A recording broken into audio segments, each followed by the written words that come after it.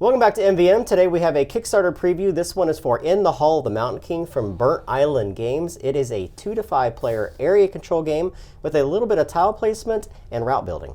Yeah, this game has area control, but not in the traditional sense of the term for sure. You're going to be building a network of tunnels in this mountain, trying to get your way to the center, but also erect statues throughout your tunnels to score some points as well. So the idea behind the game is that you have been invaded by a number of gnomes who have destroyed your mountain hall. You are now trying to take it back. So in order to be the new Mountain King, you're going to have to build these statues and erect them towards what they call the heart of the mountain, which is the center area that you see here. Now, as you're looking at everything that you see, this is, as we say with all these Kickstarter previews, this is definitely a prototype. A lot of the artwork's not done. Of course, the board art that you see, the tiles, the tunnel networks, all these cards are still going through a graphical update. So make sure you guys go to the Kickstarter page to see all the final components. Speaking of components, let's talk about all the different things you're going to be using in the game. There's a lot of different resources that you'll be using in order to erect these halls. You're going to have hammers that are going to allow you to dig through different networks within the mountain itself. You're going to have carts that are going to allow you to move things around through your tunnels. You're going to have 3 different types of stones. You have your stone, you have your iron, and then you have your heart stone. Each of these are going to be used in order to build the tunnels within the mountain hall itself, and each of them are going to give you a number of different victory points depending on the type that you use. Yeah, you also have money, which you're going to be using when you hire new trolls. By the way, you're trolls in this game. And also runes. Runes are going to be something you use to potentially, at the beginning of your turn, cast a spell to sort of help you along your way. As we mentioned, the tunnels, there's a number of different tunnels, and these are all going to come in different lengths. These are going to allow you to extend out from your home base. Everyone at the start of the game is going to have one of the areas that's kind of your entry into the hall itself. These are going to be denoted by numbers on here, so if you're playing with a 3 or 4 or 2-player game, you're going to know which of the locations that you can start your tunnel network from. Looking at the board itself, you're going to notice a number of different rings and a number of different icons within the game. The center of the board, where you see all these brightly colored areas, this is where you want to try to get your statues by the end of the game, because they're just simply worth more victory points by building it towards the center area. Also, you're going to know a number of different cogs. These are where you're going to be building workshops in the game. These allow you to take one type of resource and maybe transform it into another. And then you have a number of different places that have rubble on them. You're going to have to destroy these rubbles with hammers in order to build over top of those locations. And a lot of these places also have resources built onto them. So the moment you lay tunnels over top of them, you're going to be collecting some resources as well. Yeah, and finally, you're going to see a lot of these little statues around the board in the form of meeples right now. But these are going to be things that once you build over them, they will go upright, and then you're going to use those carts that we mentioned earlier to move those statues around, because what you want to do is get those statues, like we said, closer to the center within your network. Now, we have a game already kind of in play, obviously, but we're going to talk about how the game sets up. To begin, you're going to lay out 3 different spells, which we have set up here down at the end of the board. These are spells that players can cast through the course of the game in order to gain their benefits. So 3 of those are going to be laid out, and new ones are going to come out through the course of the game. However, the main linchpin of the game is your player board. Now, the player board is going to show your place for the 4 different trolls, and you're going to be building these up through a pyramid network through the course of the game. Each of these trolls is going to have a number of different resources that it's going to be able to produce for you through the course of the game. You have a storage area, and then probably the 2 most important things, you have a walkthrough of all the 4 different steps that you're going to take on your turn, and then you have the conversion rate for all the different types of resources and what kind of points they're going to score for you. The cool thing is at the start of the game, every player is going to be given 6 base trolls. You're going to shuffle these cards together, and you're going to lay them in a stack in front of you. Every player can do this simultaneously. You're going to draw 2 cards, pick one of them, and lay them on your actual base or your player aid that you have in front of you. And you're going to do that 4 times until you have 4 trolls in front of you. Yeah, what's really cool is these starting trolls have 2 icons. The lower icon is one of the starting resources that you're going to get. So when you choose a card, you're going to place it on right above your board and take the lower of the 2 resources to build your starting pool. Each of those are going to give you some kind of resource: gold, stone, hammers, carts possibly, and you're going to put all of those directly underneath of your area into your storage area. You're going to have 2 of those left over.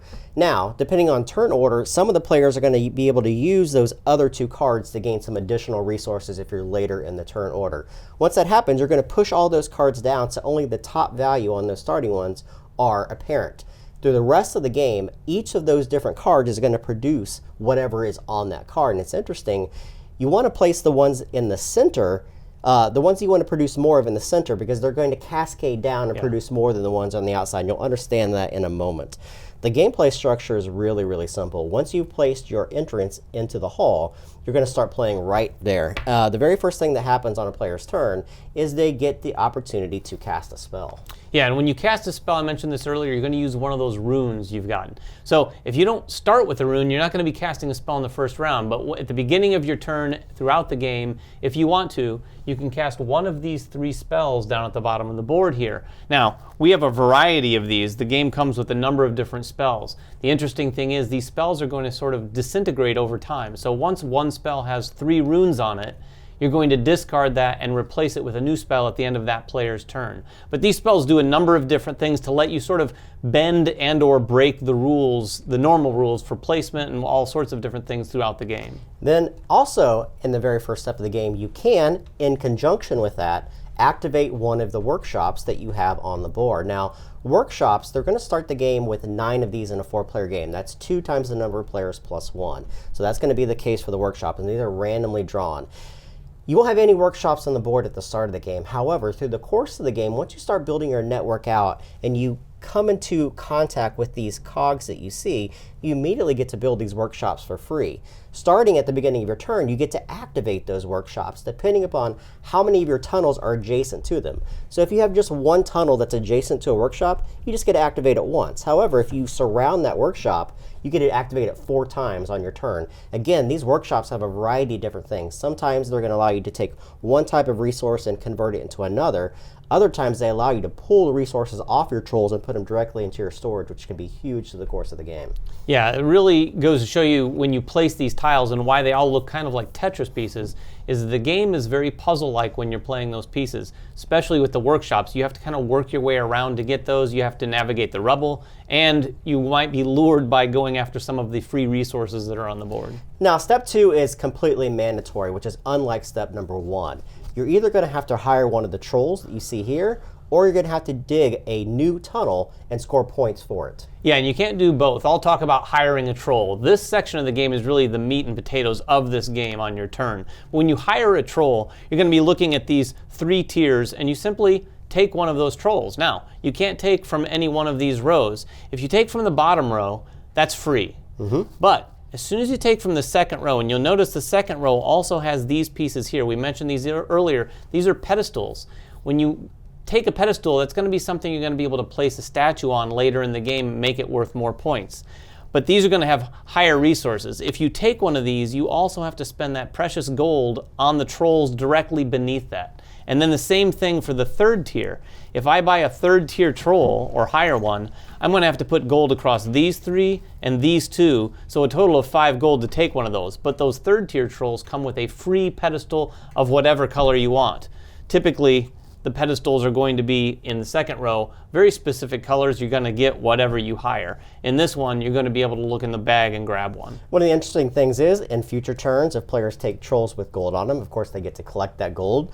And if there's ever any point in the game where a troll has 4 gold on it, that troll is basically going to leave your clan and take his gold and live with it, and you're going to replace those cards immediately. Right, and here's the coolest part of hiring a troll. Once you take that troll, you're immediately going to add it to that pyramid we talked about on your player board. So you've placed these 4. If I took a troll right at the beginning, a level 3, which would be rare at the beginning, but I'll take one for this demonstration, and place it right above your troll, you're actually going to start cascading down. You're going to get the resources on the card that you placed, and then the resources on the cards below it. However, if those cards below it already had resources on them, so for instance, this starting card of mine can hold 1 of the black stone. If there was a black stone sitting on this, it's not going to produce that black stone. So you can see there's a little bit of a rhythm you want to get into in terms of hiring trolls, spending those resources, and then hiring more trolls so you can produce those resources. And how are you going to use those resources? Well, you're going to use them typically to build the tunnels. And this is the other thing that you can do during step 2. You're going to look at the different types of tunnels and figure out what you can build at that given point. Each tunnel that you build is going to require the same type of resource. So you're either spending all heartstone all stone or all iron on that particular tunnel. Every tunnel is going to have a number of different segments on it, ranging from 2 all the way up to 5. So if I want to build this piece here with 4, it's going to cost me 4 of any one of those resources.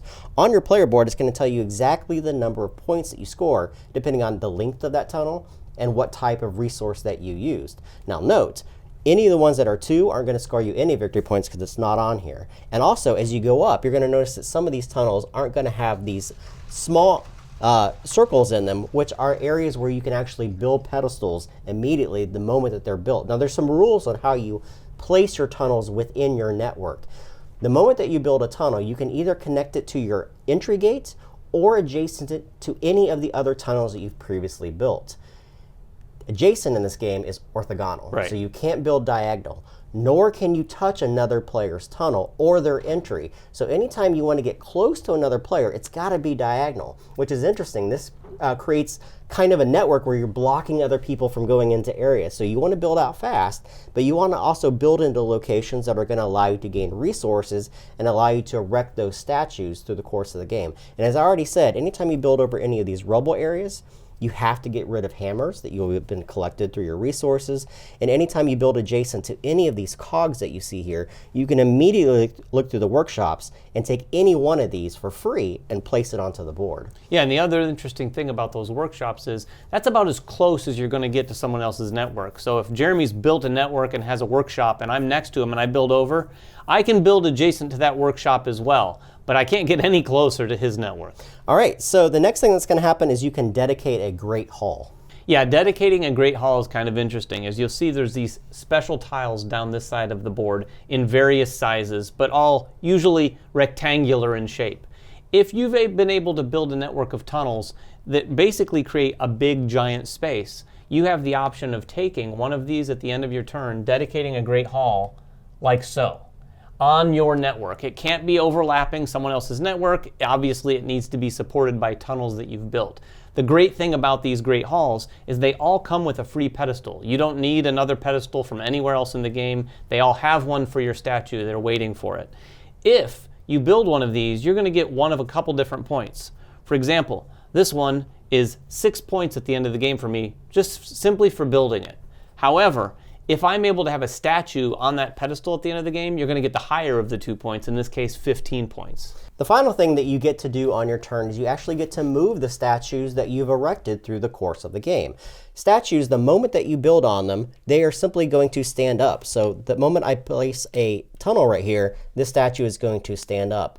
In order to move it, you're going to have to be expending carts. Several of these troll cards is going to have carts built into them, which are right now represented by these brown cubes. You're simply going to place them on there. The moment that you remove them, that allows you to move that color statue. There's different carts for every single different color statue, and there's 3 different colors. However, there's also wild ones as well, which can move any cart. When you're moving a cart, it allows you to take a statue from one tile to any other location in an adjacent tile. And the idea behind the game is you want to push those towards the center, because the closer they are towards the center, the more victory points that you're going to be getting. So you're going to have to expand out to get the statues and then expand in order to move them in. There's also a dynamic that exists here with the types of tiles you've used to build your network. If you've used a ton of tiny little tiles which are easier to build, you're A, going to score fewer points for those, but B, you're going to have to spend a lot more carts moving your statues through those, because if you have a bunch of big tiles, you're going to be moving your statue pretty significant distances each time you move it. And you're going to keep doing that round after round until one of the conditions happens. Now, there are 2 other tiles we didn't mention. These are called Coronation Tokens. The moment that one of the players has built 10 trolls into their pyramid structure, that means they've made it to the very tip of that pyramid. They're going to take the first Coronation Token, which is worth 5 victory points to them. The second player to do that is going to gain 3 victory points, and then every other player, including that player, gets 2 more turns to finish out their network.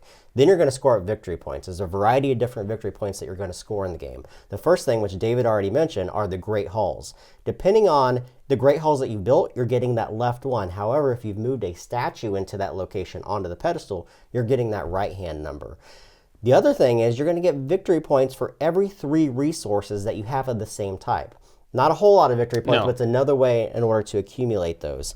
You're also going to look at your Coronation Tokens, which are going to score victory points, and then finally you're going to look at your statues. There's 2 ways to score statues in the game. Yeah, this all comes down to how well you've moved your statues towards the center of the mountain, because you're going to score points depending on which of these sections you are in. And there's 1, 2, 3, 4, 5 different sections with increasing point values. Also, you're going to score double those point values if you've been able to put that statue on a pedestal. And remember, outside of the Great Halls, you're going to find particular tiles that have places for pedestals. So you're able to get a pedestal out there and double some points out here to change these outer points from 2 to 4, and the inner points can go from 10 all the way to 20. And there's one simple rule, final rule to go over. Anytime you place a pedestal in a location, only one of each color can be in each of the different rings. Yeah. So the first player to place a white pedestal in this outer ring blocks all the other players from doing that. So there is also a race there in order to build your pedestals first before other players. Tally up the victory points, and that is the end of the game. If you guys have any questions about the game, make them in the comments below. And of course, please go to the Kickstarter page to see the final components within the game. Subscribe to us, follow us on Twitter, like us on Facebook, and everything else that we do. And we will catch you guys next time. Bye-bye.